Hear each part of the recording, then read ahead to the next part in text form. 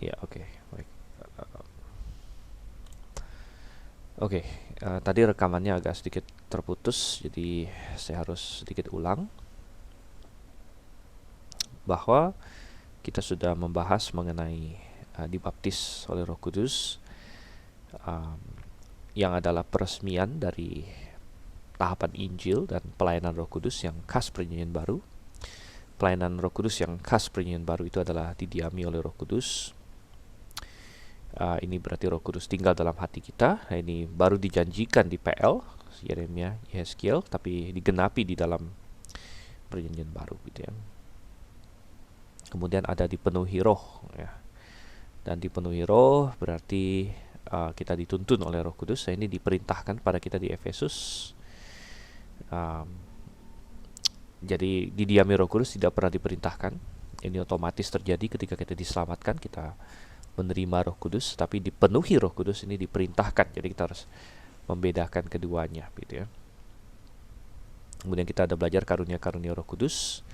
Ada 15 karunia yang dicatat dalam Alkitab, dan ada karunia yang kita telah lihat berhubungan dengan pewahyuan dan ada yang tidak, gitu. Nah, sekarang kita mau melihat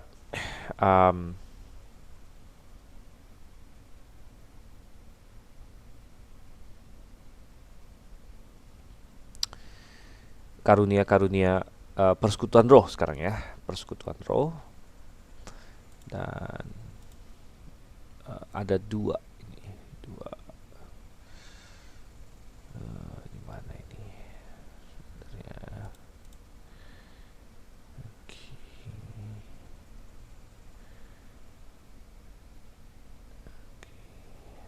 ini dia. Saya mau tayangkan Alkitab. Oke, dan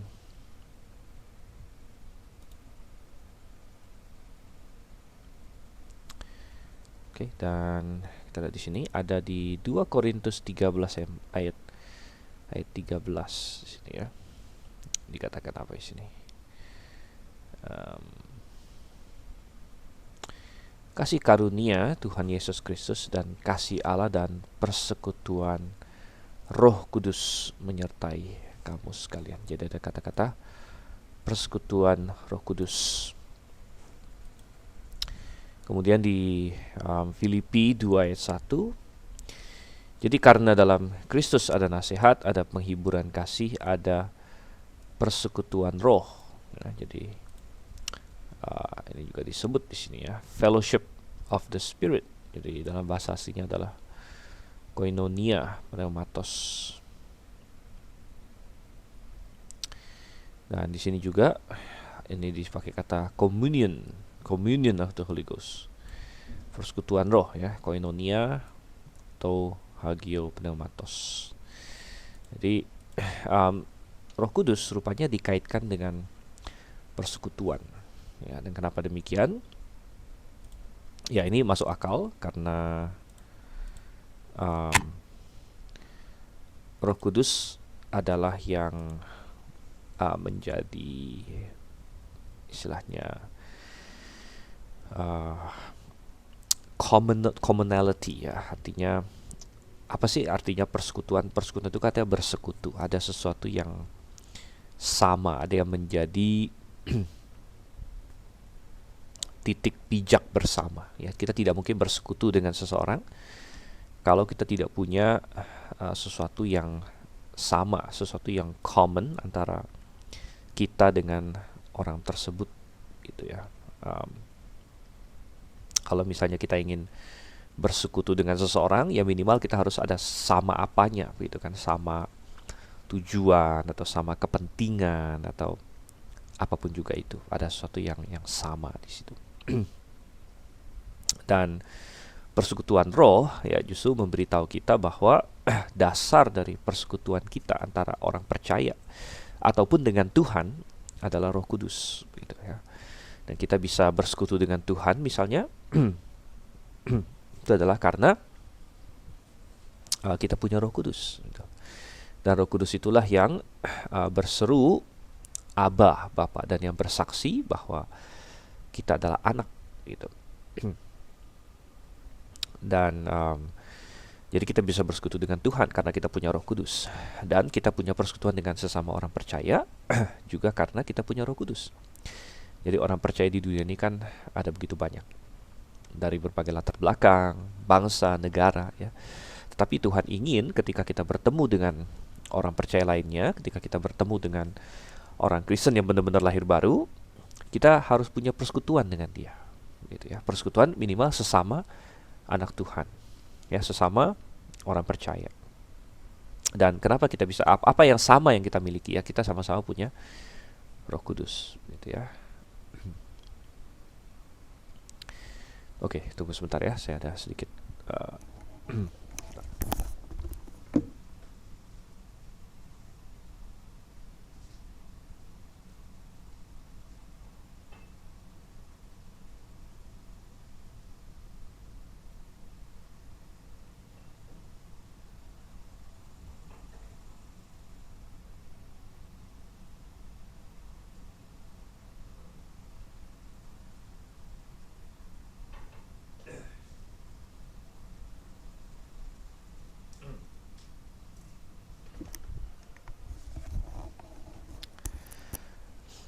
Oke, ya, karena memang belum 100% sehat, jadi agak sedikit ada gangguan. Moga-moga tidak terlalu mengganggu. Oke, dan ya, kita bicara mengenai persekutuan roh, dan Roh Kudus inilah yang memberikan kita persekutuan, ya, dengan Tuhan dan dengan sesama orang percaya, kita bilang. Oke, ada pertanyaan dari Reinhardt, apakah kata koinonia itu kata yang umum dan dipakai dalam berbagai konteks seperti eklesia? Ya, kata koinonia itu kata yang umum, gitu ya. Jadi artinya persekutuan aja, gitu. Itu bisa dipakai secara umum juga, ya. Misalnya persekutuan antara, ya, bisa dipakai umum antara Romawi dengan Yunani misalnya, atau antar negara, atau lain sebagainya, gitu. Sama seperti bahasa Indonesia lah, ya. Kata persekutuan itu bisa dipakai untuk banyak hal, walaupun di dalam konteks Kristen mungkin kalau kita dengar kata persekutuan kita sudah punya bayangan, ya, oh, persekutuan, ya. Nah, tapi kata persekutuan itu kan bisa juga dipakai untuk konteks lain sebenarnya, begitu. Oke. Nah, kemudian kita lanjut lagi. Sekarang kita belajar poin 4. Poin 4 ini kita belajar tentang sejarah doktrin pneumatologi. Dan poin-poin yang saya taruh di sini ini saya rangkum sebenarnya dari buku ini, ya, Ryrie tentang Roh Kudus, ya. Dan kita akan lihat sejenak saja karena kita akan masuk ke sejarah Pantekosta nanti habis ini dalam diktat yang baru. Oke, banyak perkembangan mengenai sejarah doktrin pneumatologi. Pertama, ada seorang tokoh namanya Montanus, dia hidup di abad kedua, ya. Montanus adalah seorang yang tinggal di daerah Frigia dan ada banyak kontroversi tentang dia. Ada yang menyebut kalangan Montanis sebagai sesat, ya. Tapi sebenarnya mereka sangat ortodoks dan melawan gnostikisme. Kaum Montanis sering disebut sebagai salah satu kelompok baptis primitif. Jadi ya, karena mereka menekankan bahwa anggota jemaat harus lahir baru dan menentang baptisan bayi dan menjalankan disiplin jemaat yang ketat, gitu. Penyimpangan yang dituduhkan kepada mereka adalah bahwa mereka percaya pewahyuan masih terus berjalan, ya. Dan bahwa Montanus sendiri mengklaim berbicara atas nama Roh Kudus. Dan belakangan diperhebat lagi oleh dua wanita pengikutnya, yaitu Prisca dan Maximilia. Nah, kita tidak tahu seberapa benar tuduhan ini. Ingat bahwa seringkali kita tahu seseorang itu dari musuh-musuh mereka. Jika tuduhan ini benar, maka mereka bersalah dalam hal ini, ya. Jadi tapi kita melihat bahwa ada orang-orang yang belum jelas bahwa mengenai aktivitas pewahyuan dilakukan Roh Kudus sudah selesai dengan ditutupnya zaman rasul-rasul. Jadi memang abad kedua itu kan masih sangat dekat dengan abad pertama. Bisa jadi ada sebagian orang yang masih mengira bahwa itu berlanjut terus, ya, padahal itu sudah tertutup, begitu. Dan ada yang berkata bahwa Montanus sendiri tidak melakukan itu, tapi adalah pengikutnya, gitu, ya. Tapi di sini kita melihat bahwa mulai ada sedikit penyimpangan di sini, ya, bahwa ada yang ingin melanjutkan ya karunia-karunia Roh Kudus di situ.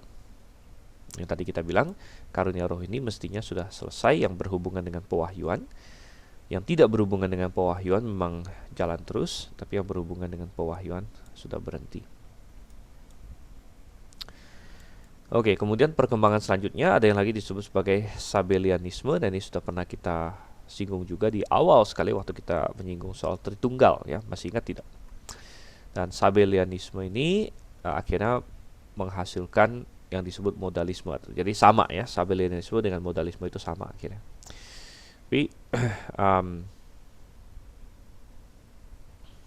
dikatakan di sini Notus ya, Notus dan Praxeas mengajarkan bahwa anak hanyalah salah satu mode ekspresi dari Bapa, sehingga Bapa dan anak adalah satu pribadi.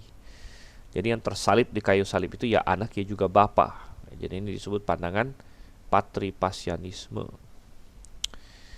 Nah, belakangan ditambahkan bukan hanya Bapa dan anak yang satu pribadi, ditambahkan Roh Kudus juga satu pribadi dengan Bapa dan anak gitu.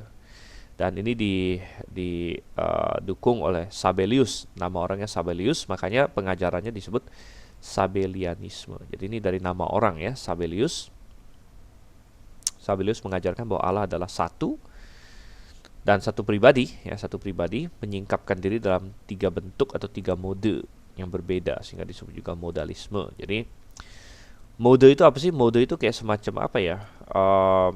Ya kalau misalnya Anda punya handphone kan sekarang kan, handphone itu kan ada mode-modenya juga, ada night mode misalnya. Jadi handphone itu kadang-kadang bisa dark mode gitu ya.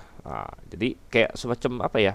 Topeng atau persona yang dipakai begitu, atau jadi Allah itu kayak bisa men-switch. Oh, saya sekarang sedang mau berperan bapak, ting dia jadi bapak gitu kan. Lalu saya sekarang mau berperan anak, ting dia jadi anak begitu.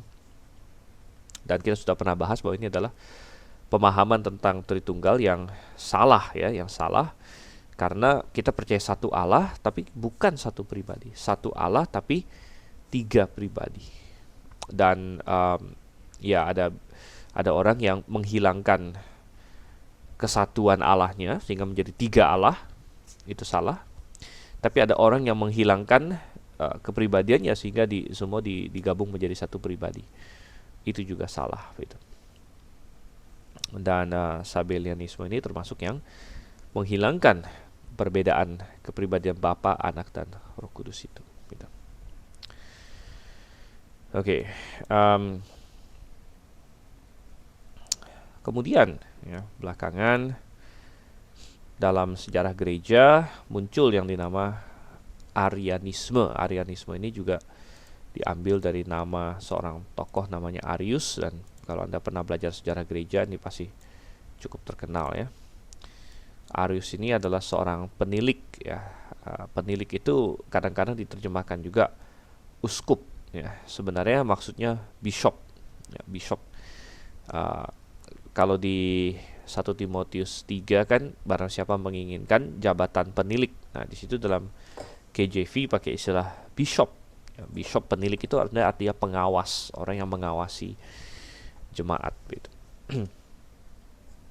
Dan itu sama dengan gembala. Jadi penilik itu sama dengan gembala ya, seorang penilik, seorang gembala di kota Alexandria yang menentang Tritunggal.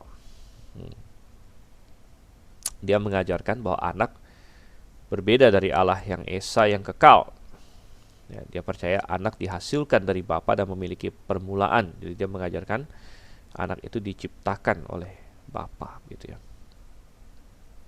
Kemudian dia percaya juga bahwa Roh Kudus adalah yang pertama diciptakan oleh anak. Jadi Bapa ciptakan anak, anak ciptakan Roh Kudus gitu. Jadi ini adalah salah satu bentuk kesesatan yang disebut Arianisme, dan Arius dilawan oleh seorang namanya Athanasius ya. Athanasius di Konsili Nisea gitu. Dan dalam konsili ini dirumuskan bahwa Kristus memiliki substansi yang sama, disebut homoousios ya, substansi yang sama dengan Bapa, artinya anak itu sama dengan Bapa ya. Kita jangan berpikir substansi ini dalam pengertian kayak darah dan daging, bukan ya. Tuhan tidak memiliki darah dan daging ya. Tapi maksudnya dia keilahiannya sama dengan Bapa gitu. Dan ini Nisea ya, jadi ada Nisea. Nisea itu nama kota, sebuah kota, um, dan tempat suatu konsili yang sangat terkenal. Dan konsili Nisea ini terkenal karena ini adalah konsili pertama yang disponsori oleh kaisar. Jadi waktu itu disponsori oleh Kaisar Konstantin gitu. Dan kita katakan bahwa banyak orang melihat di situ mulai ada perpaduan antara politik dengan agama di situ ya, karena Konstantin mulai mulai menunjukkan kekuatan dia. Dan memang akhirnya belakangan pengajaran Arius ini dilarang oleh Konstantin gitu ya, dan ini juga suatu hal yang salah karena mencoba melawan kesesatan dengan menganiaya atau dengan menggunakan kekerasan gitu. Dan mestinya kesesatan itu dilawan dengan cara dijelaskan ya, dan di counter begitu ya. Oke, dan memang dalam konsili ini perihal Roh Kudus tidak terlalu banyak dibahas, tapi Athanasius sendiri kuat memegang bahwa Roh Kudus juga sama substansi dengan Bapa gitu.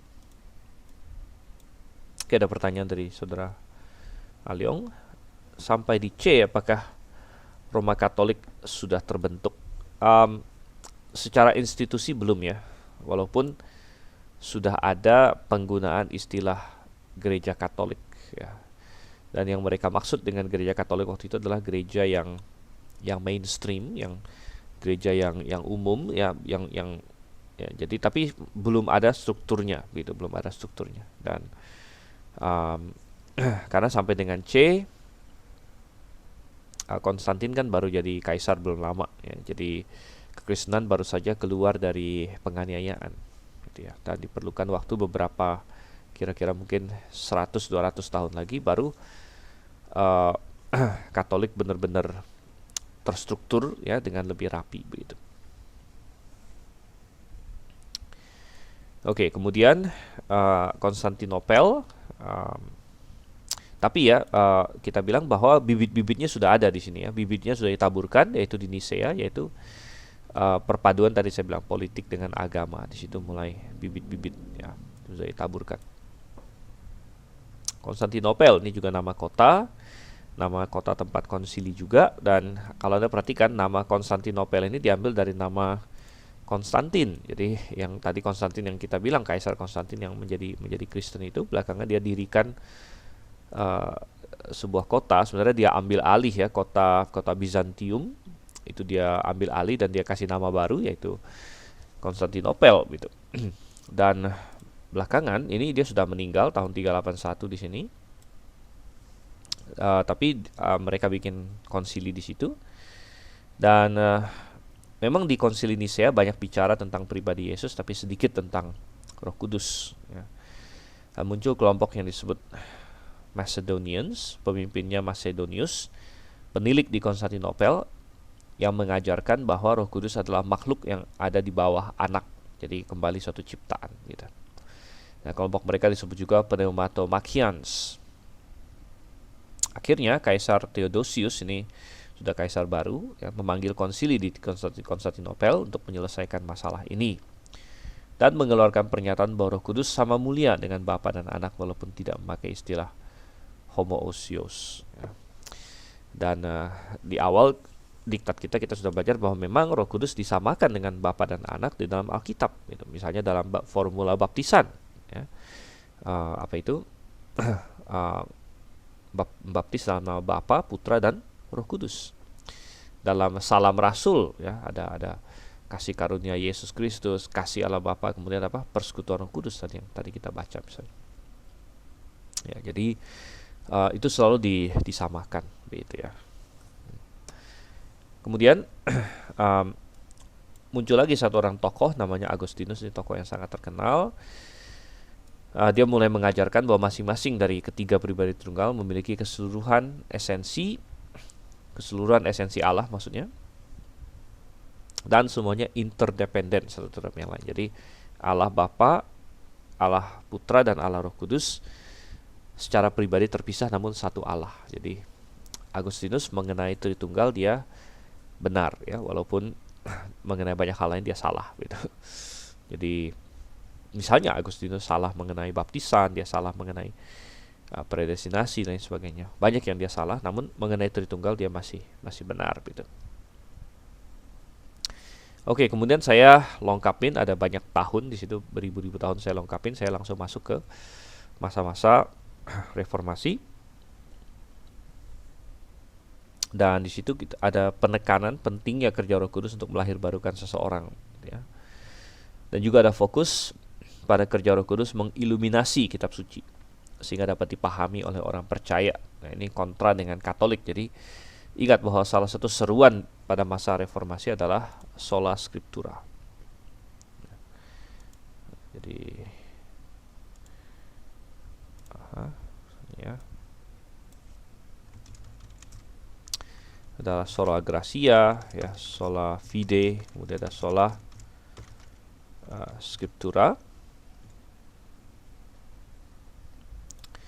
Jadi apa itu ya? Sola gratia berarti keselamatan. Sola itu hanya ya, only. Berarti keselamatan itu hanya melalui kasih karunia. Jadi hanya melalui kasih karunia, dan Roh Kudus melahirbarukan seseorang. Tidak perlu, artinya tidak perlu melalui kehebatan kita gitu ya, tapi sola gratia, hanya kasih karunia. Sola fide, hanya melalui iman misalnya gitu ya.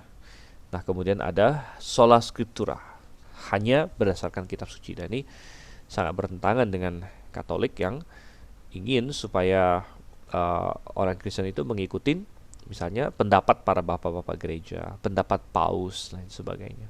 Tapi kaum reformator waktu itu berseru sola scriptura gitu.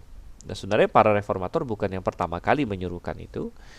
Sebenarnya bermilenium-milenium sebelumnya sudah ada ya kaum leluhur kaum baptis yang walaupun tidak memakai nama baptis, namun leluhur baptis yang namanya Waldensian ya, yang namanya Albigensis, yang namanya Petrobrusian, kemudian Bogomil ya. Dan begitu banyak mereka yang sudah mengandalkan prinsip ini sola scriptura gitu. Dan mereka sangat mengasihi Alkitab gitu. Nah, Katolik bahkan waktu itu melarang manusia untuk baca Alkitab. Anda tidak boleh baca Alkitab waktu itu kecuali Anda adalah imam, dan itu pun Anda harus membacanya dalam bahasa Latin waktu itu. Ya. Dan mereka berkata kalau orang awam membaca Alkitab, wah itu bisa disesatkan katanya, bisa salah tafsirkan gitu.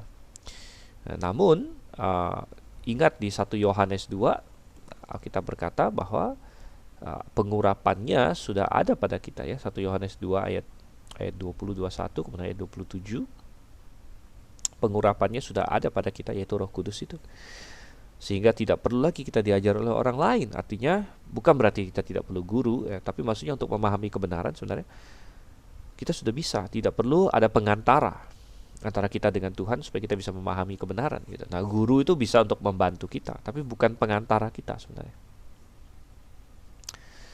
Oke, jadi di masa reformasi tentu ada penekanan seperti ini ya, sehingga mereka sangat paham akan hal itu ya, dan orang makin paham dengan kerja Roh Kudus gitu. Oke, kemudian sayang sekali ya, reformasi kepalang tanggung. Ada banyak hal yang mereka tidak reformasi, sehingga akhirnya muncul liberalisme. Dan salah satu penyumbang dari liberalisme adalah baptisan bayi gitu. Jadi para reformator ini mereka keluar dari Katolik, tapi mereka masih banyak meminjam banyak hal yang dilakukan oleh Katolik, antara lain menggabungkan gereja dengan negara ya. Misalnya Luther, akhirnya gereja Luther disatukan dengan negara Jerman ya. Zwingli dengan Swiss ya. Calvin dengan Jenewa waktu itu ya. Dan akhirnya gereja Reform Belanda waktu itu ya, di bersatu dengan kerajaan Belanda. Dan mereka tetap mempraktekkan baptisan bayi, ya, sehingga efeknya apa? Dan efeknya adalah ada banyak generasi ya selanjutnya yang Kristen dari lahir gitu ya, dan dibaptis, ya, dipercik gitu. Dan akhirnya banyak mereka yang tidak sungguh-sungguh lahir baru tapi sudah berada di dalam gereja gitu. Jadi suatu kesalahan gitu ya. Dan akhirnya banyak mereka jadi teolog ya, dalam tanda kutip teolog. Akhirnya muncul liberalisme gitu. Liberalisme. Dan ya misalnya liberalisme tentu mengandung banyak paham yang salah ya, banyak paham yang salah tentang Roh Kudus. Dan akhirnya dilawan. Salah satu tokoh yang banyak melawan liberalisme dalam hal Roh Kudus adalah seorang namanya Abraham Kuyper. Abraham Kuyper. Jadi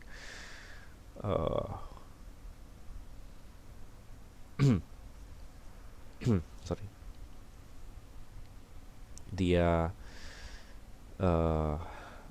akhirnya muncul ya perdebatan, dan salah satu perdebatan inilah yang akhirnya memunculkan fundamentalisme juga, gitu. Fundamentalis karena liberal makin merajalela, akhirnya yang menolak liberal disebut fundamentalis atau Injili dulu disebut ya, Injili. Nah, dulu sekali fundamentalis dengan Injili itu sama. Ya, evangelical dengan ini ya. Dulu itu ada, saya kasih lihat di sini, dulu ada namanya liberalisme ya. Lawan fundamentalisme atau Injili ya, sama ya. Jadi fundamentalis itu berarti Injili waktu itu namanya. Nah, lalu belakangan baru muncul sekitar tahun 1940-an ya, kalau saya nggak salah 448 ya, kalau nggak salah muncul New Evangelical ya. Jadi akhirnya New Evangelical yang mau menjembatani keduanya. Jadi mereka bilang kita ini Injili baru ya, New Evangelical. Nah, akhirnya mulai saat itu Injili dengan fundamentalisme sepertinya seolah-olah ini ya berpisah. Padahal sebenarnya Injili itu kan namanya bagus ya. Injili itu kan sesuai dengan Injil gitu. Dan dulu Injili itu sama dengan fundamental gitu. Kalau kamu Injili ya kamu fundamental gitu ya. Cuman akhirnya belakangan ini ada yang sebut ya New Evangelical ya, New Evangelical di ini ya. Nah, mereka bilang mereka mau jadi yang mereka tolak adalah separasi. Kalau fundamentalisme akhirnya mereka berpisah dengan liberalisme, tidak mau ada urusan dengan liberal. Kalau misalnya suatu institusi itu liberal, dia yang fundamental tidak mau kerjasama dengan mereka, tidak mau mengakui mereka lah sebagai orang Kristen gitu ya. Tapi New Evangelical berkata nggak apa-apa, kita kerjasama, kita jabat tangan dan sebagainya ya. Dan memang kita bukan bicara soal itu terutama pada hari ini, tapi akhirnya New Evangelical lama-lama geser-geser terus gitu ya, geser-geser terus. Oke, ada beberapa pertanyaan. Reinhard berkata dulu waktu SMA hanya diajarkan sola fide ya. Ya, sebenarnya ada 3 seruannya, sola gratia, sola fide, dan sola scriptura gitu ya. Pak Sunario bertanya apakah Protestan termasuk Injili. Protestan itu bukan tidak termasuk kategori ini ya. Jadi Protestan itu kan kayak nama denominasi sebenarnya. Nah, sedangkan masalah Injili dan lain sebagainya itu adalah gerakan atau haluan seseorang. Jadi di dalam Protestan ada yang liberal, ada yang fundamental, ada yang Injili gitu. Jadi di dalam Protestan ada yang seperti itu gitu ya. Jadi Protestan itu bisa dibilang nama denominasi, dan di dalam Protestan itu ada banyak ya, ada Lutheran, ada Presbyterian ya. Kemudian belakangan muncul namanya Metodis gitu. Nah, di dalam denominasi ini sebagian ada yang liberal, jadi ada Presbyterian yang liberal, ada Presbyterian yang mengaku fundamental, gitu ya. Dan ada Presbyterian yang mungkin Injili, gitu ya. Jadi tapi akhirnya belakangan ya dari yang kaum Protestan ini makin lama makin sedikit yang fundamental. Dan yang fundamental akhirnya kebanyakan didominasi oleh kelompok baptis gitu ya. Nah, dulu waktu hangat-hangatnya fundamentalis versus liberalisme tahun awal abad 20 lah ya, 1920-an, 1930-an, 1940-an, yang Protestan fundamental itu masih banyak. Ya, Presbyterian fundamental ada itu. Ya, ada sisa-sisanya seperti di Singapura ada Bible Presbyterian namanya, gitu ya. Dulu dipimpin oleh Dr. Timothy Tow, beliau sudah meninggal. Sekarang salah satu pemimpinnya itu diteruskan oleh menantunya Dr. Timothy Tow ya, namanya Jeffrey Koo, gitu. Ya, jadi ya itu di situ ya. Dulu ada yang namanya Methodist fundamental. Ya. Namun kelompok-kelompok ini makin lama makin kecil. Jadi kalau Presbyterian di Amerika itu rata-rata sudah liberal, mayoritas sudah liberal. Demikian juga Methodist di Amerika sudah mayoritas liberal habis, gitu ya. Lutheran juga demikian, Anglikan juga demikian, ya. Sehingga kalau kita lihat yang hari ini, maka memang yang mau mengaku diri fundamental itu tidak banyak lagi ya, dan ada sedikit-sedikit masih ada yang disebut Presbyterian fundamental, namun yang paling banyak adalah kaum baptis ya. Oke, pertanyaan dari Dr. Lawrence, apa baptis itu pecahan dari Katolik? Ini pertanyaan sangat penting sekali ya. Baptis itu kita bilang bukan pecahan dari Katolik begitu. Jadi mengapa kita tidak menyebut diri kita Protestan sebenarnya, walaupun di Indonesia ini kan dibagi dua, Katolik dan Protestan ya. Jadi sering kita dikategorikan Protestan. Namun sebenarnya kita bukan Protestan. Untuk di KTP kita bukan tulis Protestan ya, tapi tulis Kristen. Jadi Kristen dengan Katolik. Dan kalau Kristen sih kita nggak masalah. Nah, sebagian orang Baptis bahkan tidak tahu ini, sehingga sebagian orang Baptis istilahnya mengkategorikan diri sebagai Protestan. Tapi sebenarnya Baptis bukan Protestan, gitu ya. Baptis bukan Protestan karena Protestan itu kan protes keluar dari Katolik, dan Protestan itu baru dimulai oleh Martin Luther. Dia protes, gitu. Nah, Baptis kita menelusuri sejarah kita dari bahkan sebelumnya kaum Anabaptis yang tadi saya bilang, Waldensis dan sebagainya ya. Jadi leluhur kita ini bahkan kita tarik sampai kepada jemaat mula-mula kita bilang ya. Jadi kalau dibilang kapan jemaat Baptis mulai, ya kita bilang dari Yohanes Pembaptis. Namanya saya sudah Yohanes Pembaptis kan, John the Baptist. Cocok lagi kebetulan dengan nama kita gitu ya. Oke ya. Dan mengenai itu lebih panjang lagi, kita ada sejarah Baptis ya. Dan itu sangat penting juga sebenarnya untuk mengetahui itu. Jadi ya mungkin suatu hari kita akan bikin pelajarannya sejarah Baptis. Walaupun biasanya yang mengajar sejarah Baptis sih bukan saya ya di GITS, tapi ya kita bisa bikin itu. Bagaimana dengan Solus Christus dan Soli Deo Gloria? Ya, yaitu ya hanya Kristus, hanya kemuliaan Tuhan gitu ya. Itu bisa saja, tapi itu bukan seruan yang seruan yang banyak diserukan waktu itu. Yang banyak diserukan waktu itu adalah sola gratia, sola fide, sola scriptura gitu. Ya, Solus Christus kan hanya Kristus ya. Ya tentu ya bagus juga ya.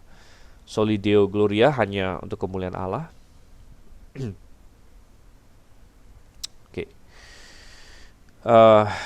Kemudian muncul yang namanya neo-ortodoks. Nah, neo-ortodoks ini juga semacam reaksi terhadap liberalisme, tapi bukan kembali ke fundamentalisme. Jadi ingatkan ada Alkitab ya, Alkitabiah, lalu menyimpang liberalisme. Ya, lalu sebagian orang merasa bahwa liberalisme ini sudah kacau balau, tapi dia mau balik, tapi nggak balik sampai benar-benar ke Alkitab. Akhirnya dia bikin yang aneh lagi sendiri, namanya neo-ortodoks. Ya, jadi tidak kembali ke ortodoks. Ortodoks itu dalam pengertian bukan gereja ortodoks. Ortodoks itu maksudnya kembali ke yang dulu, yang tradisional, yang lama gitu. tapi dia bikin neo-ortodoks, gitu ya. Neo-ortodoks, jadi ortodoks baru ya. Dan ini dipimpin oleh Karl Barth. Dan kalau liberalisme berkata, kalau misalnya orang yang tradisional berkata bahwa Alkitab ini firman Tuhan, pasti benar. Liberalisme berkata Alkitab ini salah, bukan firman Tuhan, banyak salahnya. Neo-ortodoks bilangnya begini, Neo-ortodoks bilang Alkitab ini firman Tuhan bagi saya. Jadi ketika saya baca, saya ketemu Tuhan dan saya mendapatkan suatu kebenaran untuk diri saya di situ. Jadi Neo-ortodoks tidak mengukuhkan kebenaran Alkitab yang objektif, tapi mengukuhkan kebenaran Alkitab secara subjektif. Saya dapat sesuatu darinya, gitu ya. Jadi kita bisa lihat ini sebenarnya ini ya, dia ingin bereaksi terhadap liberalisme yang berkata Alkitab salah. Oh benar kok, benar untuk saya, gitu. Tapi tidak berani sampai kembali ke posisi tradisional yang benar memang absolut benar, objektif benar, gitu. Ya. Jadi Karl Barth melawan liberalisme dengan menyuruhkan untuk kembali kepada Alkitab. Tapi bukan Alkitab sebagaimana dipahami sejak dahulu. Dan kita bilang Neo-ortodoks merupakan kompromi terhadap kebenaran, dan pemahaman Roh Kudus juga menjadi cacat. Seringkali menyangkali kepribadian Roh Kudus dan bersifat modalistik. Ya, jadi dan di tengah-tengah semua kekacauan itu akhirnya muncullah Pantekostalisme yang belakangan disertai dengan gerakan karismatik, ya, yang akan menjadi pembahasan kita selanjutnya, ya. Oke, sebelumnya ada pertanyaan atau komentar Pak Tio Andi, Protestan bukannya gara-gara Katolik membuat surat pengampunan dosa. Itu salah satu pemicunya, salah satu ini ya, kekacauan besar yang dilakukan oleh Katolik waktu itu.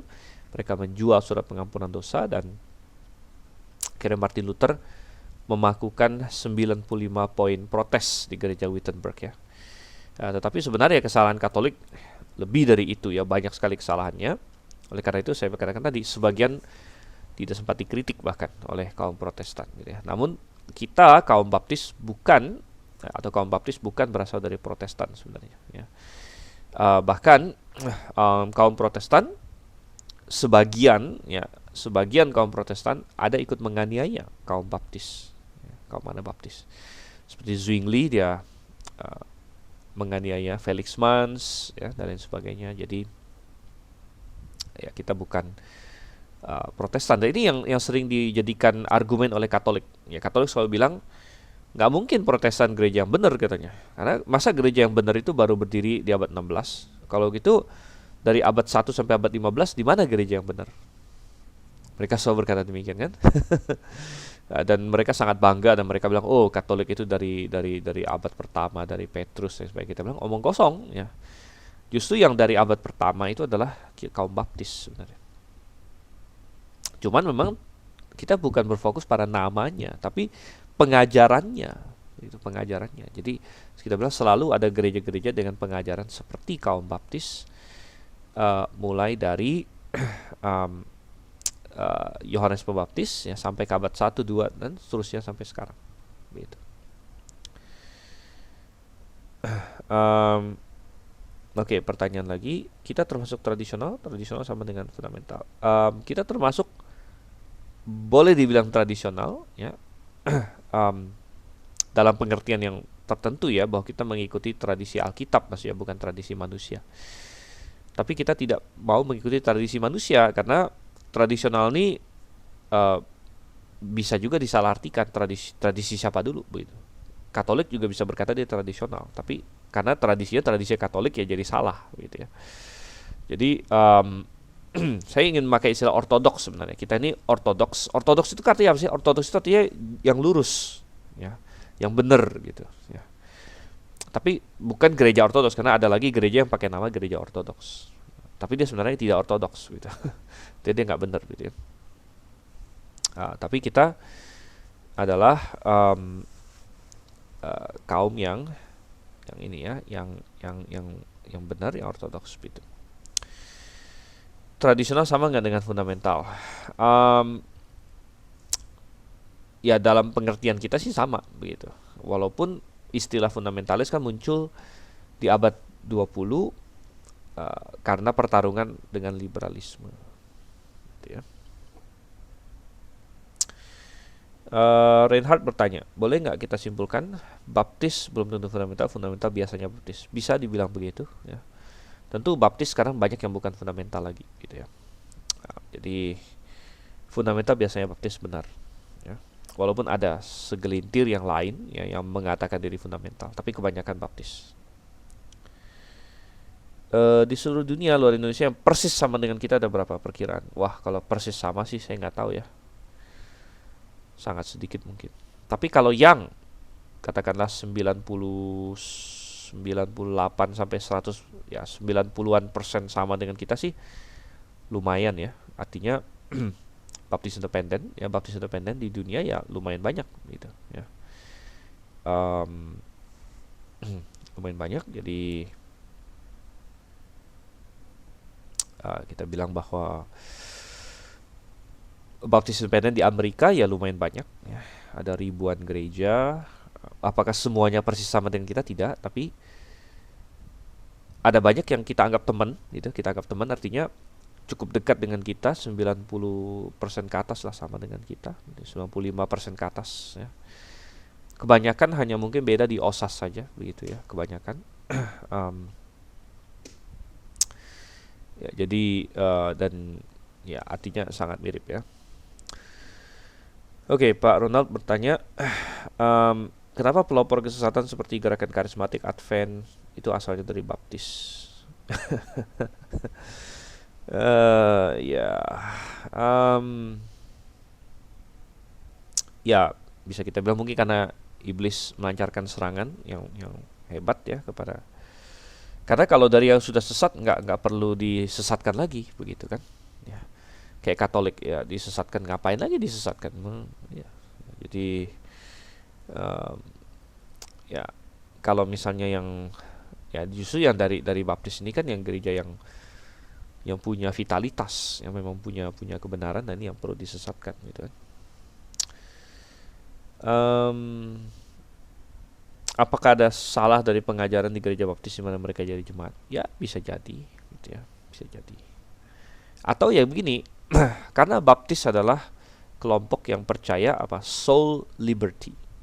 Ya, baptis adalah kelompok yang percaya soul liberty. Artinya tiap-tiap manusia punya kebebasan untuk menafsir kitab suci. Ya. Tiap-tiap kelompok punya kebebasan untuk menyimpulkan kebenaran untuk dirinya sendiri. Nah, oleh karena itu ya bisa jadi ada kemungkinan orang yang simpulkan beda-beda. Tapi kelompok baptis ya santai aja, maksudnya ya itu kebebasan. Gitu. Nah, ini mungkin beda dengan konsep Katolik misalnya. Kalau kamu sesat, kamu bisa dianiaya, inkuisisi dan lain sebagainya. Nah, kelompok baptis kan tidak mau. Ya. Kalau kamu sesat ya paling kamu diseparasi. Gitu. Yang kamu nggak akan dianiaya. Gitu. Paling disingkirkan, yaudah kamu sesat, kamu udah pergi sana gitu kan, kita nggak mau urusan sama kamu lagi, kan paling begitu ya.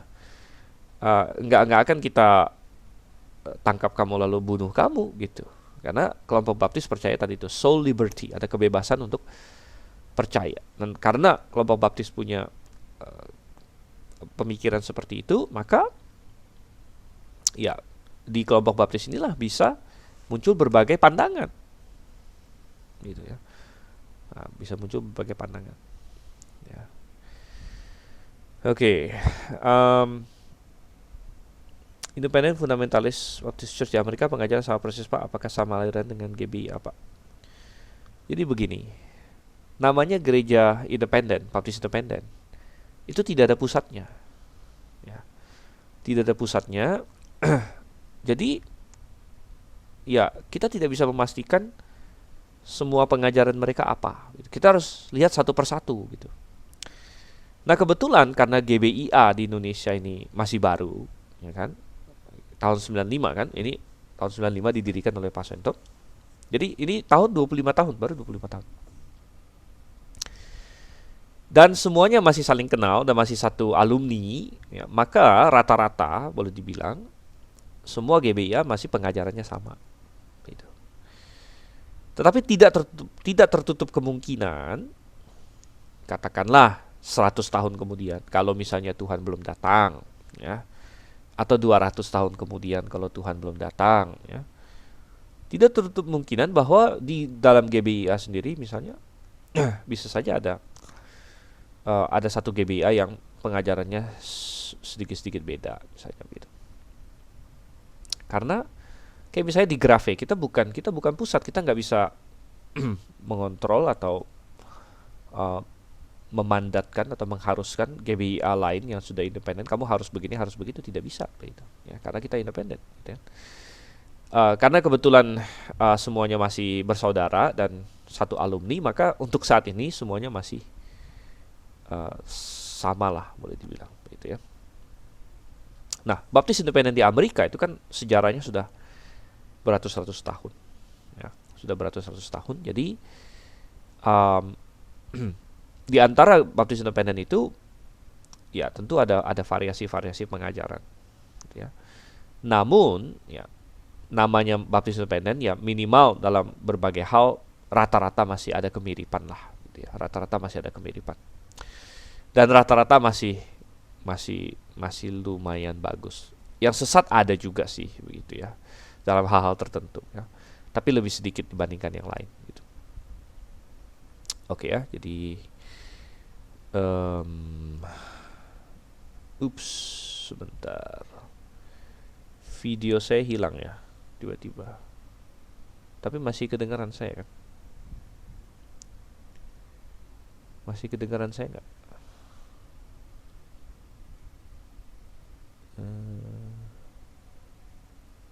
Oke. Videonya hilang tiba-tiba. Coba.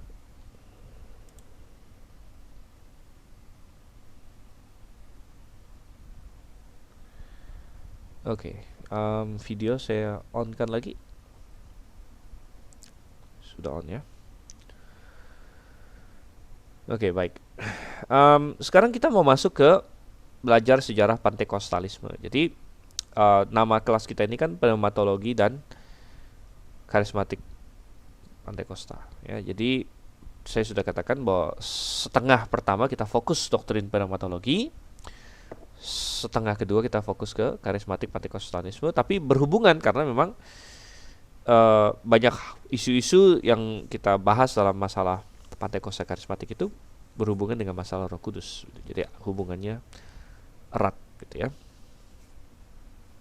Oke, untuk itu ada diktat ya yang sudah saya taruh di sistem, jadi nanti silakan Anda download.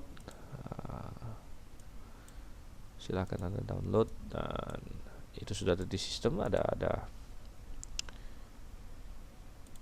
diktat.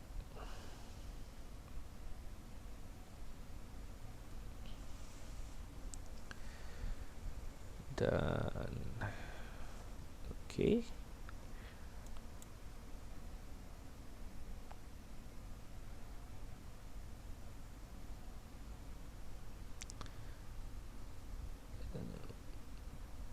Ini kenapa nih? Internet saya mungkin lagi bermasalah. Kok lama sekali ini?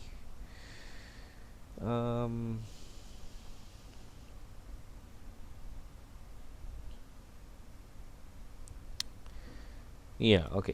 Jadi nanti ada diktat ini sekitar 8 halaman yang akan menjadi diktat kita untuk paruh kedua di sini.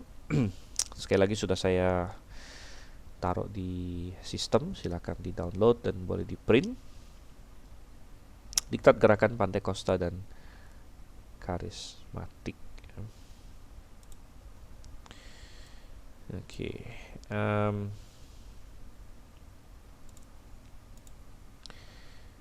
Dan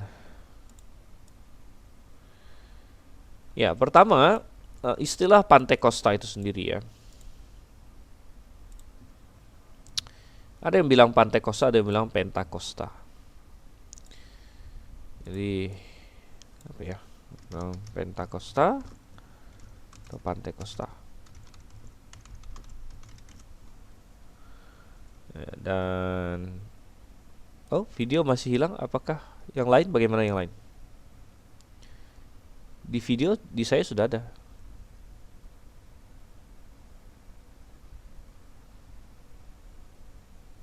Hah? Oh, videonya hilang ya? Oke, coba saya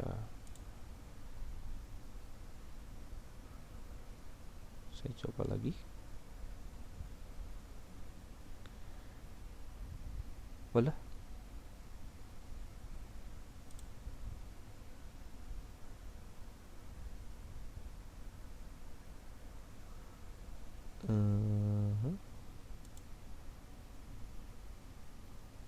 Kenapa ini ya?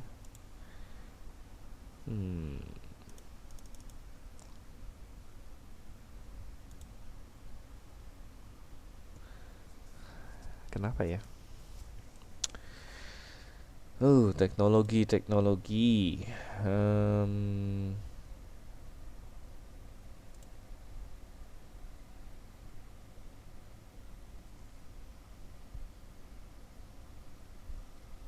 Halo? Halo, halo. Oke.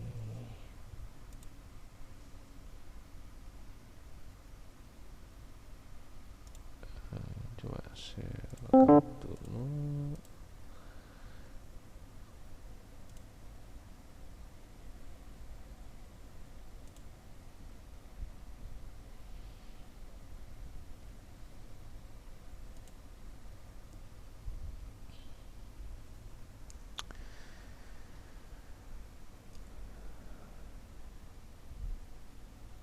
Iya, dan ini ya, ada masalah teknis ini, saudara-saudara. Jadi saya harus logout dan saya coba masuk lagi.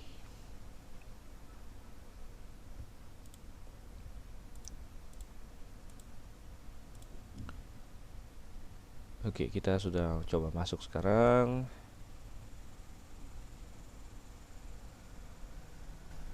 Tes 1 2 3. Ya, oke. Oke, saya coba logout dan masuk lagi. Sudah bisa belum?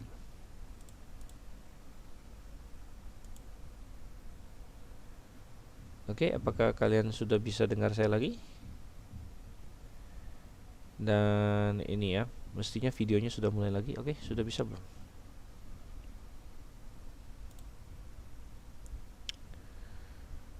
Oke, baik.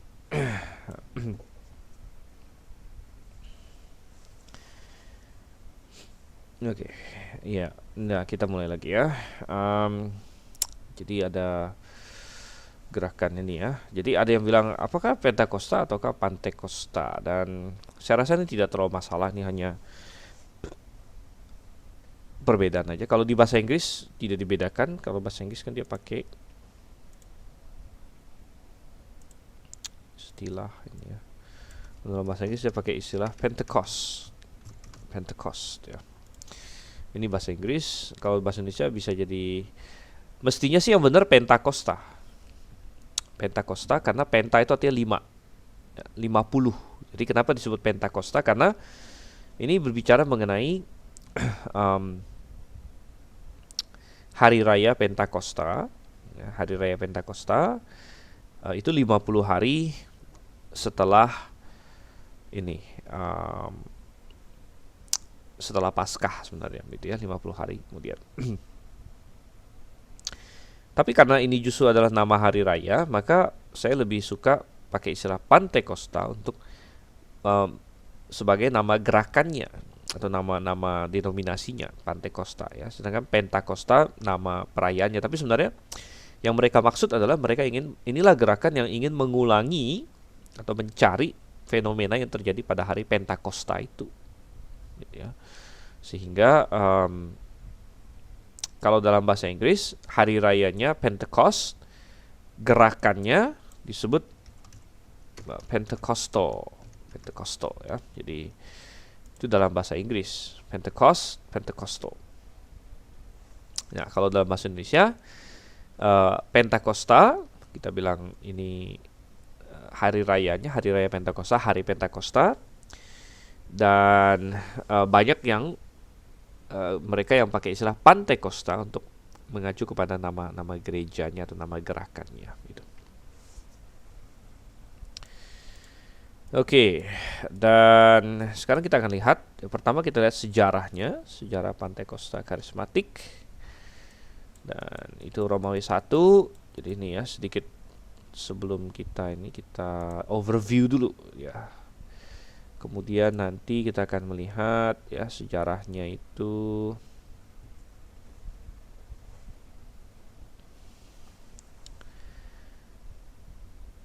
Ini loadingnya lama ya.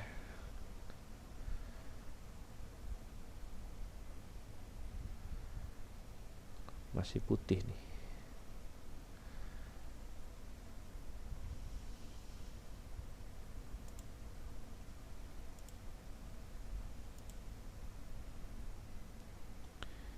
Halaman 2-nya nggak muncul-muncul. Oke, ini dia halaman 2 masih sejarah.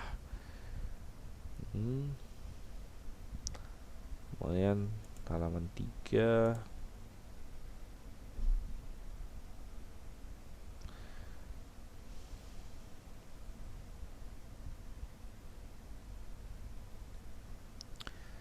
Lama sekali ya. Ya, kelamaan. Sudah balik lagi deh ke halaman 1. Oke, intinya kita akan belajar sejarahnya, ya sejarahnya. Kemudian kita akan belajar ini tentang beberapa doktrin-doktrin mereka atau apa yang mereka lakukan yang perlu kita cermati begitu. Dan kalau kita bicara sejarah, kita mulai pertama dari abad kedua hingga abad ke-19. Jadi abad kedua berarti 100 sekian. Abad 19 berarti 1800-an sekian ya. 1800-an. Dan pertama kita melihat bahwa kita percaya bahwa setelah Alkitab selesai, dan Alkitab selesai kan di akhir abad pertama ya, tahun 90-an, maka karunia-karunia berhubungan dengan pewahyuan sudah selesai, seperti yang kita bahas waktu kita mempelajari tentang karunia rohani. Misalnya karunia bernubuat, karunia bahasa lidah, lain sebagainya, itu sudah selesai semuanya ya. Dan misalnya, dan kita tahu ini dari mana ya. Seorang tokoh namanya Chrysostom. Chrysostom ini hidup di abad keempat ya, 347 sampai 407. Hidup di abad keempat, dan nama ini agak spesial ya. Chrysostom itu secara literal artinya mulut emas. Wah, hebat sekali namanya nih ya, karena krusos ya, krusos itu emas, stoma itu mulut ya. Kalau Anda pernah ingat belajar biologi dulu ya, stoma itu kan mulut. Jadi dia adalah seorang pengkhotbah, seorang Kristen, seorang teolog, dan dia ada menulis komentari ya, dan dia menulis ketika dia menjelaskan 1 Korintus 12 sampai 14, ini kan mengenai karunia rohani, lalu di situ banyak bicara mengenai bahasa lidah terutama ya, karunia berbahasa. Dia mengatakan bahwa seluruh tempat ini sangat tidak jelas. Ya, jadi dia saja bilang itu tidak terlalu jelas, karena ketidakjelasan ini adalah karena kita tidak tahu fakta-fakta yang dimaksud, dan karena hal-hal itu sudah berhenti, karena dulu memang terjadi tapi sekarang tidak lagi. Jadi perhatikan ini ya, ini adalah suatu kesaksian, testimoni dari orang yang hidupnya sangat dekat di sini ya, relatif ke kita. Kita kan sudah hampir 2000 tahun nih ya, sudah 1900-an tahun yang lalu. Ini orang yang baru beberapa ratus tahun, baru 300-an tahun setelah Yesus ya. Dan dia berkata bahwa hal-hal itu sudah berhenti. Apa itu ya, karunia-karunia yang terjadi di 1 Korintus 12 sampai 14. Jadi bukan kita yang sekarang yang baru berkata sudah berhenti. Orang dari zaman dulu berkata sudah berhenti begitu. Augustine juga ya. Augustine walaupun dia banyak hal dia salah ya, tapi dia menjadi seorang saksi sejarah begitu, saksi sejarah. Dia berkata bahwa karunia bahasa lidah adalah tanda yang cocok untuk zaman itu. Tanda ini dimaksudkan untuk mengumumkan uh, kedatangan Roh Kudus atas suku bangsa dari berbagai bahasa untuk mendemonstrasikan bahwa Injil harus diberitakan ke semua bahasa di dunia. Hal itu terjadi untuk mengumumkan sesuatu lalu berhenti. Jadi sekali lagi ini adalah tokoh-tokoh yang hidup tidak lama ya setelah peristiwanya, dan mereka masih sangat dekat ya, relatif terhadap kita sangat dekat dengan peristiwa-peristiwa itu. Dan mereka berkata bahwa itu sudah berhenti. Ya, dan tentu ada banyak tokoh lain yang mengatakan sudah berhenti. Tentu ini tokoh-tokoh yang belakangan ya, seperti para reformator ya, Calvin lah ya. Ini reformator John Owen, Thomas Watson, Matthew Henry dan sebagainya. Ini sudah sangat belakangan, sudah 1500-an, 1600-an, 1700-an. Mereka juga berkata itu sudah berhenti gitu. Oke, ya, dan ini merupakan suatu kesaksian yang memberatkan bagi kaum Pantekosta karismatik sebenarnya, karena mereka kan ingin berkata bahwa itu berlanjut terus ya. Misalnya bahasa lidah berlanjut terus. Tapi kalau berlanjut terus, kenapa ada kesaksian-kesaksian seperti ini? Kenapa dikatakan sudah berhenti? Dan kenapa memang dari abad kedua sampai abad ke-19 faktanya memang berhenti gitu, tidak ada orang Kristen secara umum melakukan itu.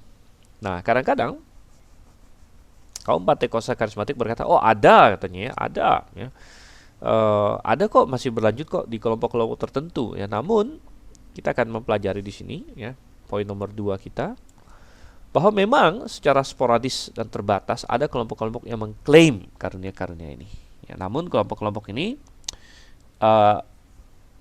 sangat minoritas. Kalau misalnya memang karunia-karunia seperti nubuat, bahasa lidah dan lain sebagainya terus berlanjut, mestinya kan umum terjadi di antara kekristenan ya kan? Namun kenyataannya tidak demikian, melainkan yang terjadi adalah hanya diklaim oleh kelompok-kelompok yang kecil ya, seringkali dianggap sesat, sporadis dan terbatas.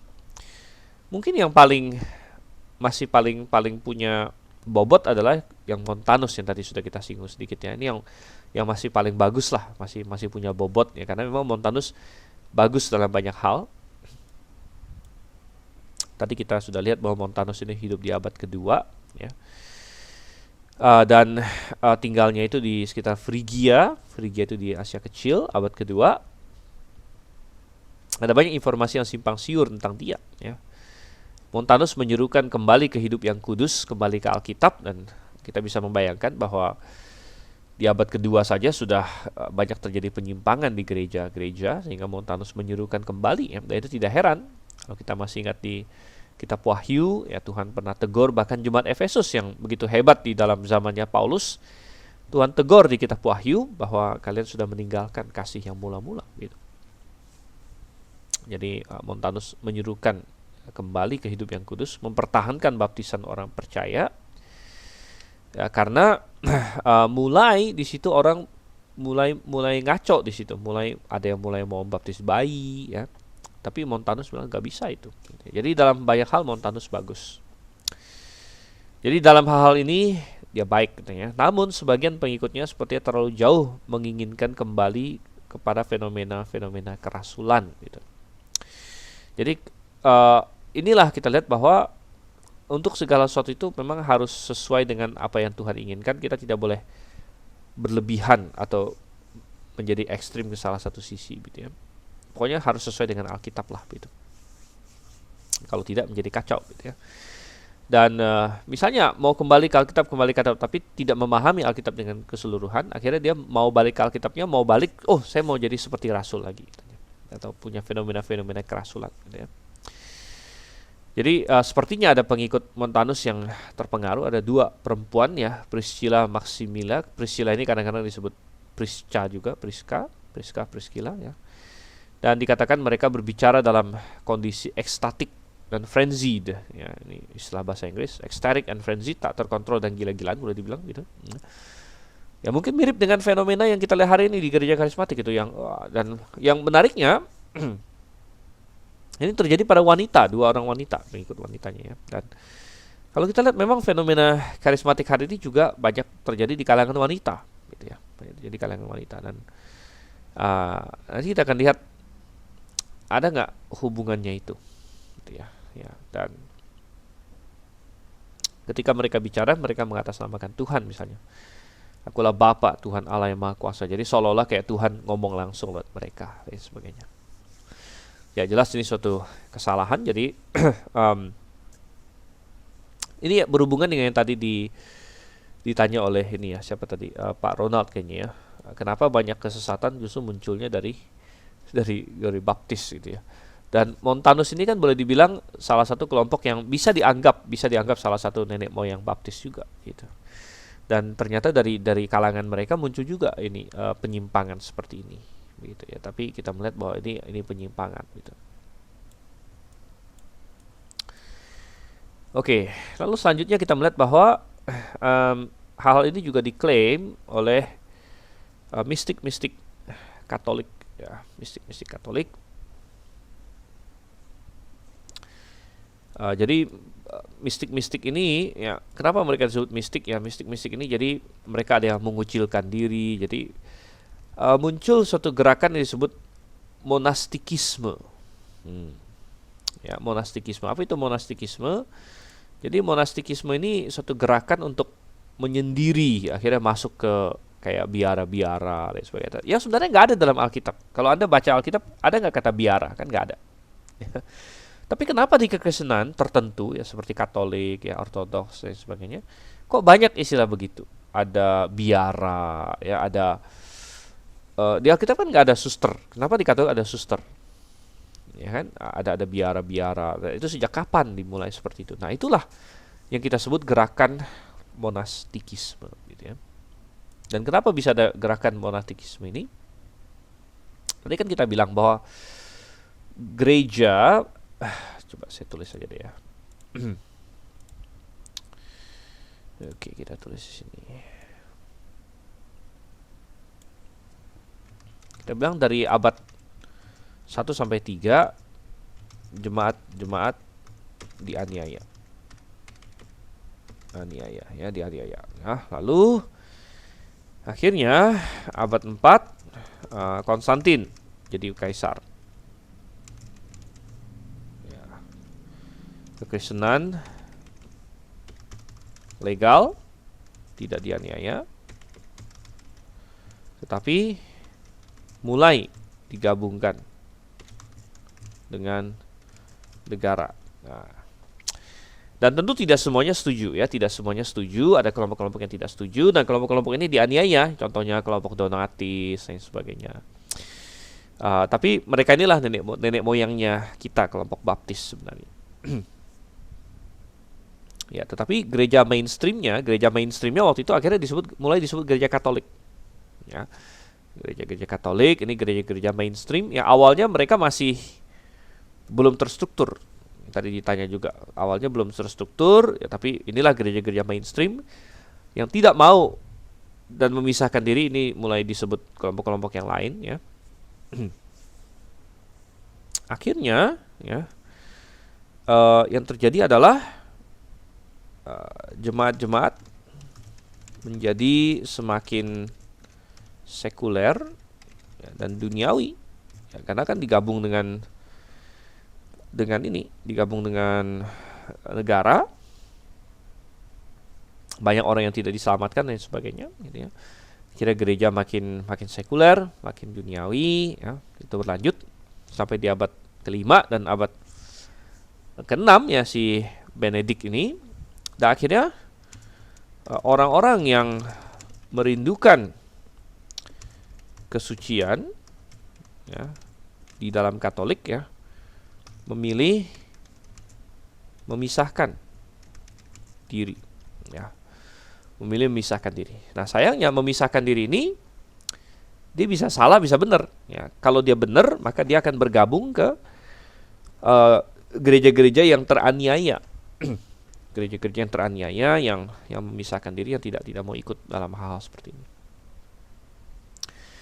Tapi sebagian mereka memilih memisahkan diri, akhirnya kayak menyendiri, bertapa begitu. Mereka bikin kayak semacam komunitas tersendiri. Nah, inilah yang akhirnya menjadi biara-biara dan lain sebagainya. yang disebut monastery gitu ya. Dan orang-orang ini akhirnya ya mereka masuk ya membuat biara ya. Dan ini disebut Santo Benedict ya, Santo Benedict. Karena di Katolik mereka punya suatu konsep tentang Santo Santa yang sama sekali ngaco ya, di mana sebenarnya dalam Alkitab semua orang percaya itu sudah orang kudus ya. Tapi kalau di Katolik kan harus dikasih gelar ya, santo ya. Dan salah satu syarat menjadi santo adalah kalau dia harus bikin mukjizat ya, jadi selalu dicari-cari orang yang mau diangkat jadi santo itu, dicari mukjizatnya apa gitu ya. Dan menurut ya ensiklopedia Katolik Benedict melakukan banyak mukjizat, memberikan banyak nubuat. Jadi nih ya diklaim-klaim jadi bahwa masih ada karunia bernubuat dan sebagainya, bahkan memproyeksikan rohnya kepada para biarawan yang berperjalanan. Ya, jadi jelas kita mengatakan ini hal yang ngaco ya. Oke, John of Parma ini semua masih Katolik ya, karena Katolik yang berjaya waktu itu dikabarkan berbicara dalam bahasa lidah. Tapi Anda bisa bayangkan, lihat nih, ini dari tahun sekian ke tahun sekian, ada lompatan berapa tahun? Wow, ya. Ratusan tahun ya, 700-an tahun, 600-an tahun, dan kosong gitu. Kalau misalnya memang bahasa lidah dan bernubuat itu masih ada, mestinya kan itu sesuatu yang berlanjut terus gitu. Ya, tapi ini kita melihat ada klaim sebentar di sini, ada klaim sebentar di sini, ada klaim sedikit di sini, yang kadang-kadang dipisahkan ratusan tahun ya. Boleh dibilang seluruh sejarah kekristenan itu senyap, diam masalah hal ini berlanjut. Hanya ada secara sporadis di titik ini ada orang mengklaim gitu. Dan yang mengklaim ini pun sesat-sesat punya, kita bilang rata-rata sesat ya. Yang masih paling oke itu ya kelompok Montanus ini, kita bilang. Ya, tapi itu pun kita bilang itu suatu kesalahan ya. Ini pengikutnya Montanus salah. Tapi kalau semua yang ini yang ngaco-ngaco semua lagi, yang ngaco-ngaco semua ini bagian dari Katolik ya. Lalu ada yang mereka sebut santo lagi ya, Santo Francis dari Assisi, pendiri Ordo Franciscus ya. Kebetulan Paus yang sekarang ini kan Paus Franciscus juga, dia ngambil dari sini. Katanya pada umur 20 tahun dia mendengar suara Tuhan katanya ya, menyuruh dia memperbaiki gedung gereja. Katolik Ensiklopedia mengatakan bahwa Francis melihat para serafim dan menerima stigmata atau luka-luka Yesus pada dirinya sendiri. Wah, ini juga kacau ya. Ya, jadi akhirnya ini menjadi ini. Bahkan ada film kalau saya nggak salah namanya Stigmata atau apa ya. Tapi saya nggak pernah nonton sih. Ya. Kalau nggak salah ada film namanya Stigmata, yaitu mengenai nggak tahu mengenai apa ya, mengenai apa kayak luka-luka pada Yesus atau apa begitu. Ya. Lalu ada namanya Anthony Padua, tahun 1227 dikabarkan berkhotbah di hadapan Paus Gregory ke-9. Nah, semua yang hadir dari berbagai negara mendengar dalam bahasa sendiri-sendiri. Ini diklaim itu. Wah, dia khotbah ya, pakai Latin kemungkinan besar ya, karena semua yang hadir dari berbagai negara mendengar dalam bahasa sendiri-sendiri. Ini kan klaim dia. Jadi klaim mujizat seperti ini. Ya, tapi kita bilang ini diragukan ya. Saint Vincent Ferrer dikabarkan mendapat penglihatan akan Kristus tahun 1388, diperintahkan untuk memberitakan pengampunan dosa, versi Katolik tentunya, yang pengampunan dosa yang diberikan oleh imam dan lain sebagainya melalui sakramen-sakramen. Katanya dia memiliki karunia bahasa lidah. Ya, ini orang-orang yang mengklaim ya, klaim nubuat, klaim bahasa lidah dan lain sebagainya. Tapi kita harus ingat bahwa ini adalah orang-orang Katolik ini, dan ada suatu kepentingan dari Katolik untuk membuat hal yang ajaib tentang mereka, karena kalau tidak ada hal yang ajaib mereka nggak bisa dikasih gelar santo atau santa. Ingat bahwa syarat Katolik seseorang bisa diangkat pangkat menjadi santo dan santa adalah kalau dia melakukan 2 mukjizat. Ya. Harus ada 2 mukjizat yang terkonfirmasi dilakukan oleh dia, boleh dia masih hidup atau dia sudah mati. Mungkin ada yang bilang, kalau sudah mati gimana bikin mukjizat lagi ya? Nah, caranya adalah kalau mereka ada temukan ada orang Katolik yang berdoa kepada orang ini lalu terjadi mukjizat. Nah, kayak itu dihitung dia yang lakukan juga walaupun sudah mati. Gitu ya. Ya, baru tahu ya Alyong ya. Baru tahu apa nih? Katolik seperti itu, ya. Jadi itu disebut sebagai proses beatification. Ya.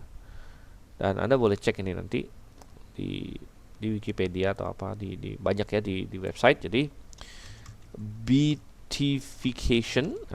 beatification ini adalah proses di mana seorang tokoh Katolik diangkat pangkat menjadi seorang santo atau santa. Begitu, namanya beatification, dan dia ada banyak syarat ya. Proses dijadikan santo atau santa ya. Nah, ini prosesnya, ada prosesnya. Ya, salah satu syaratnya itu tadi saya bilang. Seseorang bisa dianggap santo atau santa kalau dia melakukan 2 mukjizat, boleh saat dia hidup, boleh saat dia sudah mati. Kok bisa dia mati bisa melakukan mukjizat? Itu tadi, kalau ada orang Katolik doa sama dia yang sudah mati ini, doa sama dia, lalu doanya terkabul, satu mukjizat lah gitu ya, dianggap dia yang lakukan gitu. Nah, oleh karena itu kadang-kadang ada orang yang difavoritkan jadi santo santa. Misalnya yang salah satu yang difavoritkan jadi santo itu sekarang adalah mantan paus yang sudah meninggal, almarhum John Paul II ya. Jadi Paus Yohanes Paulus kedua. Nah, itu banyak orang sangat senang dengan dia dan mau dia jadi santo. Syaratnya kan dia harus bikin mukjizat ya. Jadi sekarang ini banyak orang doa sama dia dengan harapan nanti ada doa apa terkabul, nanti bisa diklaim, oh iya dia yang jawab nih gitu, ada terjadi mukjizat gitu ya. Jadi ini benar-benar suatu doktrin yang kacau balau dan super kacau gitu ya, super kacau. Alkitab jelas mengatakan bahwa hanya melalui Yesus Kristus saja kita dikuduskan, dan kalau kita sudah percaya Yesus, semua orang yang sudah percaya dengan sungguh-sungguh sudah statusnya orang kudus sebenarnya gitu ya. Kita nggak diangkat pangkat lagi atau segala macam. Ya, jadi ini orang-orang yang kacau balau, tapi ini yang mengklaim ya punya bahasa lidah dan sebagainya. Ada Santa Catherine, Saint Catherine dari Siena. Nah, dia mulai mendapat pengalaman mistis sejak umur 6 katanya. Dia bisa melihat malaikat pelindung lah dan sebagainya. Wah, bisa lihat apa gitu ya. Katanya dia bisa melayang di udara beberapa kali sehari. Waduh, ya ini repot juga ya. Bicara dalam bahasa aneh, wah, bisa melayang di udara. Wah, kayak ini dong, kayak apa ya, David Copperfield ya, atau banyak pesulap. Jadi ya sangat kacau ini ya. Kalau ada namanya Francis Xavier, ya, bekerja di India dan Jepang, dikatakan secara ajaib bisa bicara bahasa Tamil dan Indonesia. Wow, Indonesia diseret-seret nih ya. Jadi Francis Xavier ini seorang Katolik yang jadi misioneri. Dia pergi ke berbagai tempat ya. Salah satunya India, Jepang, ya, lalu sepertinya ada bisa jadi ada mengunjungi Indonesia juga di situ ya. Walaupun sebenarnya bahasa Indonesia belum ada ya waktu itu ya. Jadi saya bingung juga kenapa bisa muncul di sini. Bahasa Indonesia itu belum ada tahun segitu. Mungkin maksudnya bahasa ini kali, bahasa salah satu bahasa ini, bahasa daerah ya. Karena bahasa Indonesia itu ya belum ada waktu itu. Ya, bahasa Melayu mungkin ya. Bahasa Indonesia itu baru dijadikan itu ini ya, setelah Sumpah Pemuda gitu ya, dan digabung-gabung. Memang dasarnya bahasa Melayu sih memang. Kemudian ada lagi Teresa dari Avila. Dia mengalami penglihatan dan mendengar suara-suara yang membuat dia sangat takut ya. Penglihatan, mendengar suara, dia sangat ketakutan karena dia kira suara apa itu, sampai diyakinkan oleh Saint Peter Alcantara bahwa semuanya itu benar terjadi. Dia juga dikatakan bisa melayang. Hmm. Saya sangat curiga bahwa orang-orang ini memang mengalami sesuatu yang supranatural ya, tapi bukan dari Tuhan, tapi dari iblis gitu ya. Apa yang dia lihat dan lain sebagainya. Dan ingat mereka ini kan semua di dalam suasana mistik di biara-biara sana ya. Nah ini sangat ya istilahnya sangat kondusif sekali untuk penipuan oleh roh-roh jahat gitu. Jadi awalnya dia takut, diyakinkan oh itu dari Tuhan, nggak masalah begitu ya. Jadi ya akhirnya dia jadi percaya juga gitu. Ya sama seperti ada tokoh lain lagi yang saya tidak perlu ini ya sebutkan, yang awalnya dia dapat wahyu katanya, lalu pertama dia takut ya, tapi akhirnya diyakinkan bahwa itu dari Tuhan gitu. Ya, Pak Stanley bertanya, mengapa Tuhan mengizinkan iblis untuk melakukan supernatural? Ya, begini, sebenarnya iblis itu kan memang, Lucifer itu kan malaikat itu kan memang makhluk roh, memang dia sudah makhluk rohani dari awalnya, dan dia dari sananya punya kemampuan yang hebat memang, gitu ya. Jadi artinya memang pada dasarnya iblis itu adalah makhluk yang punya kemampuan tinggi begitu ya. Dan dia bisa pakai kemampuan dia itu untuk menipu manusia begitu. Ya, jadi tapi memang artinya Tuhan kadang-kadang tidak mengizinkan iblis melakukan sesuatu begitu. Ya, tetapi kita melihat bahwa ya rupanya kadang-kadang memang Tuhan izinkan juga gitu ya. Tuhan izinkan dan yaitu bagian dari misalnya nggak usah jauh-jauh ya, di akhir zaman yang kita baca di 2 Tesalonika pasal 2, Tuhan mengizinkan antikristus untuk menyesatkan begitu banyak orang dengan melakukan tanda-tanda dan mujizat-mujizat gitu. Ya, dan bahkan Tuhan sendiri yang menyerahkan mereka kepada kesesatan gitu. Karena apa? Karena mereka tidak mencintai kebenaran gitu ya. Oke, Gua Maria di Rangkas Bitung laris manis dikunjungi warga lain dari luar kota, cari hal supernatural. Ya, memang benar gitu ya. Jadi, dan Anda bisa tahu bahwa tokoh pemersatunya semua adalah Maria, yang mereka sebut Maria. Ya, jadi Maria ini akan memainkan peran yang sangat penting sekali dalam persatuan. Karena Maria ini kan andalannya Katolik. Tapi Maria bisa menjadi bisa menjadi titik persatuan juga dengan Islam, karena di Islam akhirnya kan ada ini ya, Fatimah gitu. Akhirnya menjadi satu di situ. Lalu digabungkan lagi dengan Buddha, di mana dia ada Kuan Im-nya. Lalu kalau dari zaman dulu itu adalah Ishtar, berbagai dewi. Lalu kalau dengan gerakan misalnya environmentalism ekstrim hari ini ya, Maria bisa disuguhkan sebagai Gaia gitu ya, Dewi Gaia. Ya, tapi itu intinya itu akan menjadi titik fokus di situ gitu ya. Oke, ada lagi Alphonsus Mary de Liguri mengalami penglihatan nubuat dan dikabarkan melakukan mujizat-mujizat. Ya, menulis buku The Glories of Mary, Kemuliaan Maria, ya. Wow. Yang meninggikan Maria bahkan di atas Yesus Kristus. Oke, jadi ini adalah dari Katolik yang kacau-kacau.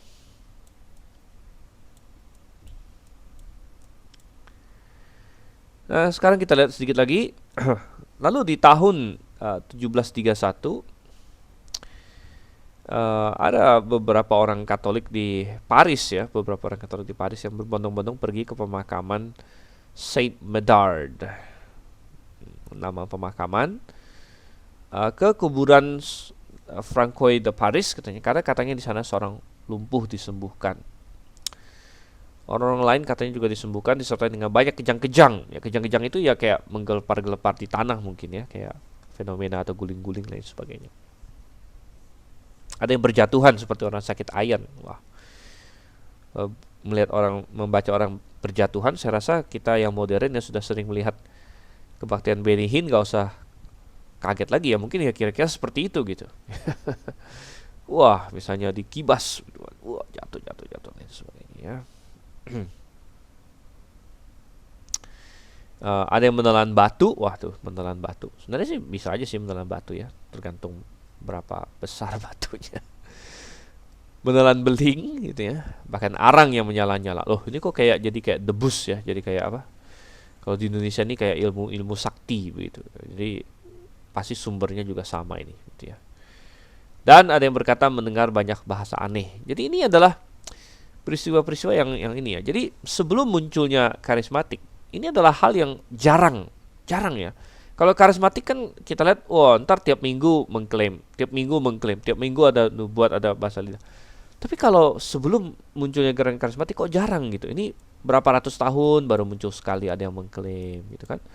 Berapa puluh tahun baru ada yang mengklaim. Jadi sangat jarang begitu, sangat jarang. Jadi sangat sporadis. Kebanyakan orang melihat bahwa itu sudah berhenti. Gitu ya, sudah berhenti. Oke, ada pertanyaan nih dari Pak Stanley. Tanya, mayat Bernadette yang tidak pernah membusuk klaim dari Katolik. Ya, saya belum pernah menyelidiki klaim ini secara mendetil, jadi saya tidak bisa berkomentar terlalu panjang ya. Bernadette ya, mayat Bernadette yang katanya tidak pernah membusuk. Ya, mereka bisa mengklaim apa saja sih ya. Apakah itu pernah dibuktikan atau tidak, ya kita tidak tahu begitu. Tapi memang begini, memang mayat paus, ya, saya nggak tahu Bernadette yang dimaksud ini siapa. Tapi mayat paus itu memang disimpan di Katolik, jadi tidak dikuburkan gitu ya, tapi disimpan di suatu ruangan tertentu itu. Itu cukup aneh sebenarnya, cukup angker juga ya dalam tanda kutip. Artinya ngapain mayat disimpan-simpan gitu ya? Tapi memang begitu ya ini ya. Dan mengenai pengawetan mayat, saya rasa bukan masalah besar sih ya, karena orang Mesir dari dulu juga sudah bisa mengawetkan mayat begitu. Jadi mayat-mayat paus-paus tertentu memang diawetkan oleh mereka. Jadi ada ininya ya. Jadi kita bilang bisa-bisa saja ya. Ya, apakah perlu ada kuasa iblis ya kita tidak tahu, ataukah memang hanya sekedar menggunakan teknologi pengawetan gitu ya.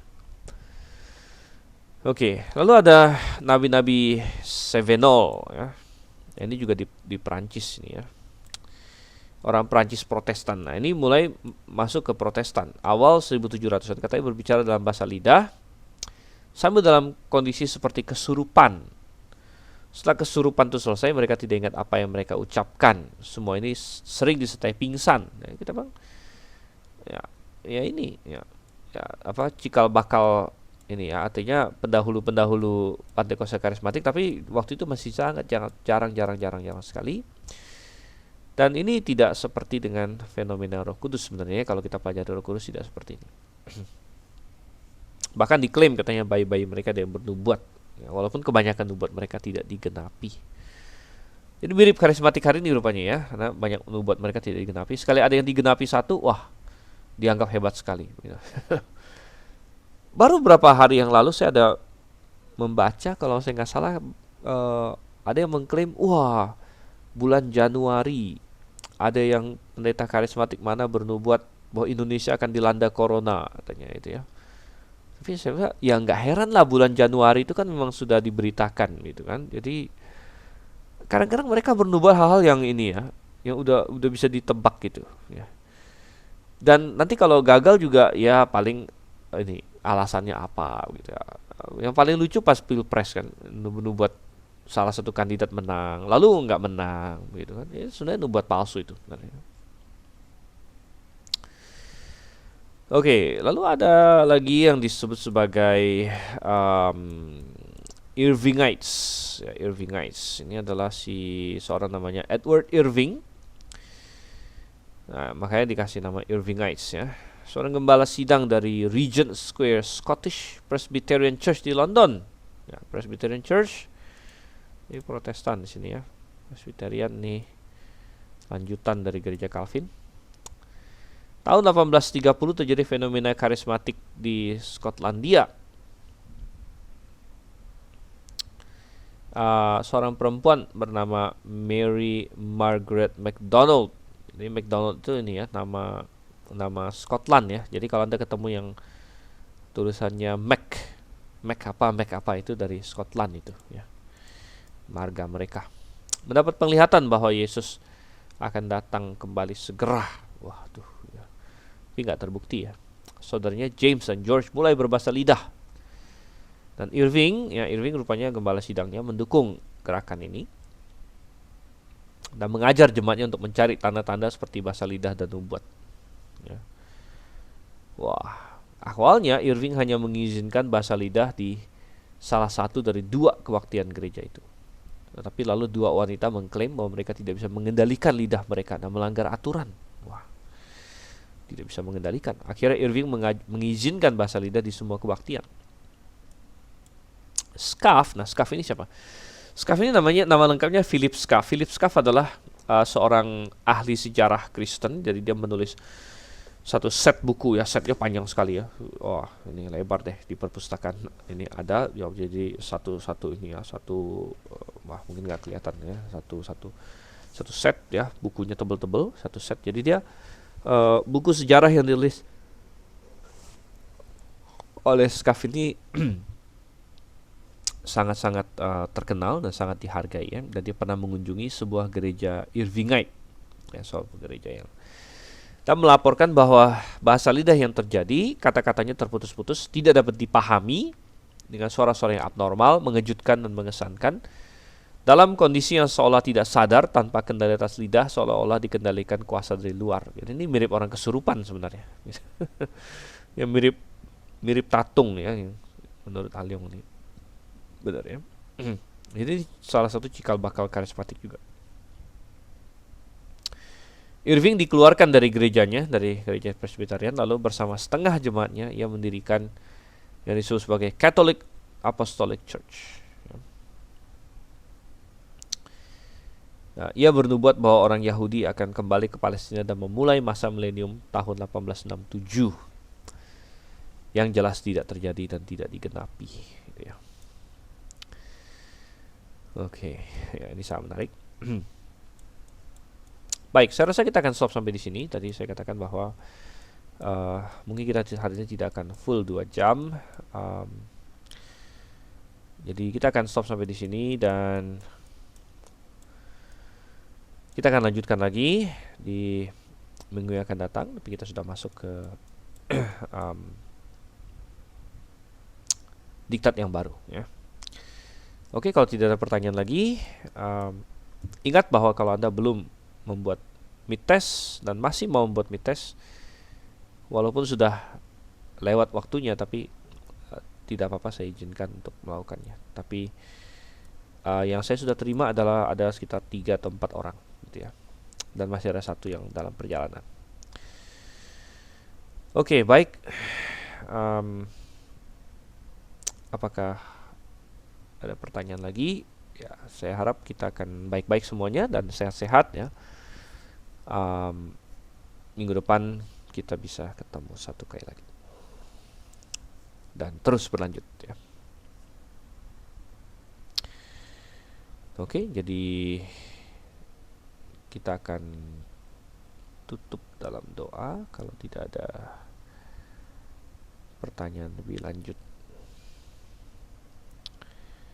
Oke, kita berdoa ya. Bapa di surga, kami mengucap syukur untuk kasih setiamu dan kau tolong supaya kami dapat mempelajari ya hal-hal ini dan mempelajari sejarah, mempelajari apa yang terjadi dan dicocokkan dengan firman-Mu dengan sebaik-baiknya sehingga kami memahami fenomena yang terjadi. Tuhan, kau yang tolong dan sertai. Kami berdoa dan melandaskan semuanya dalam nama Yesus Kristus saja. Amin. Oke, baik, selamat malam dan sampai berjumpa kembali semuanya.